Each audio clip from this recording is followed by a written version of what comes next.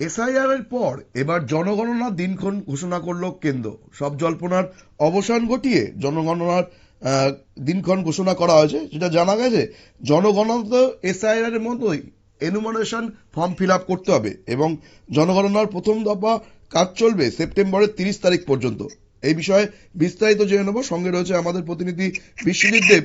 বিশ্বজিৎ, এই যে এসআইআর যখন চলছে তার মাঝে জনগণনার দিনক্ষণ ঘোষণা করা হলো, কবে থেকে কাজ শুরু হবে এবং কতদিন চলবে, এই ব্যাপারে বিস্তারিত যদি আমাদের জানাও। দেখো, জনগণনার দিনক্ষণ ঘোষণা করলো কেন্দ্র। 2027 সালে জনগণনার প্রথম পর্ব চলতি বছরের 1 এপ্রিল থেকে শুরু হবে। বুধবার এক সরকারি বিবৃতিতে জানানো হয়েছে প্রথম দফায় বাড়ি তালিকা তৈরি হবে। প্রথম দফাটি চলবে সেপ্টেম্বর মাসের 30 তারিখ পর্যন্ত। এরপর দ্বিতীয় দফায় বাড়ি বাড়ি গিয়ে তথ্য সংগ্রহ করা হবে। কেন্দ্রের বিবৃতিতে জানানো হয়েছে জনগণনা হবে দুটি বিভাগে। প্রথমে হাউস লিস্টিং এবং পরে পপুলেশন এনুমারেশন হবে। এবং 2027 সালে আদমশুমার হবে ভারতের 16তম এবং স্বাধীনতার পর থেকে 8ম আদমশুমার। 1948 সালে আদমশুমার আইন এবং 1990 সালে আদমশুমার বিধি অনুযায়ী চলবে গোটা কর্মকাণ্ড। এই প্রথম গোটা দেশের ডিজিটাল জনগণনা হচ্ছে। প্রথম দফায় বাড়ি তালিকা তৈরি হবে, বাড়ি গণনা হবে। দ্বিতীয় দফা হবে নাগরিকদের সংখ্যার গণনা। পশ্চিমবঙ্গ সহ 12টি রাজ্যে এই মুহূর্তে এসআইআর এর কাজ চলছে।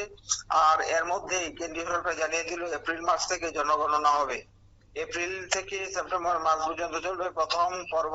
দ্বিতীয় দফায় জনগণনা শুরু হবে 2027 সালের এপ্রিল মাসে। এই পর্বে হবে নাগরিকদের গণনা। এখানেই প্রশ্ন উঠছে, স্বাভাবিক নিয়মে ভোট হলে এপ্রিল মাসে বাংলা সহ 5 রাজ্যে নির্বাচন হওয়ার কথা। সেক্ষেত্রে ভরা ভোটের মরশুমে কেন্দ্রীয় সরকারের নিয়ন্ত্রণে থাকা কর্মীরা বাড়ি বাড়ি গিয়ে তথ্য সংগ্রহ করতে পারেন। তাছাড়া ভোট প্রক্রিয়া এমনিতেই প্রশাসনের একটা বড় অংশ, তার উপর জনগণনা চাপ পড়বে না, তো এই প্রশ্ন কিন্তু উঠছে।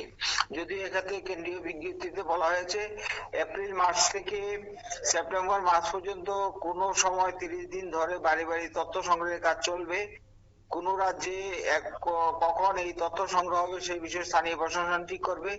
সেক্ষেত্রে ভোটমুখী রাজ্যগুলি জনগণনার কাজটা ভোটের পরও করা হয়ে যেতে পারে।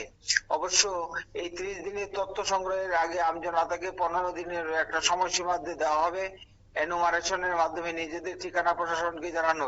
সেক্ষেত্রে প্রতিটি রাজ্যকে বিবৃতি দেওয়া থেকে শুরু করে জনগণনার প্রথম পর্ব শেষ করার জন্য অন্তত মাস 2 সময় দিতে হবে। সৌম্য, ধন্যবাদ। আমরা কথা বলে নিলাম আমাদের প্রতিনিধি বিশ্বজিৎ দেবের সাথে। তিনি জানালেন যে এপ্রিল মাস থেকে জনগণনার কাজ শুরু হবে দেশ জুড়ে প্রথম দফার।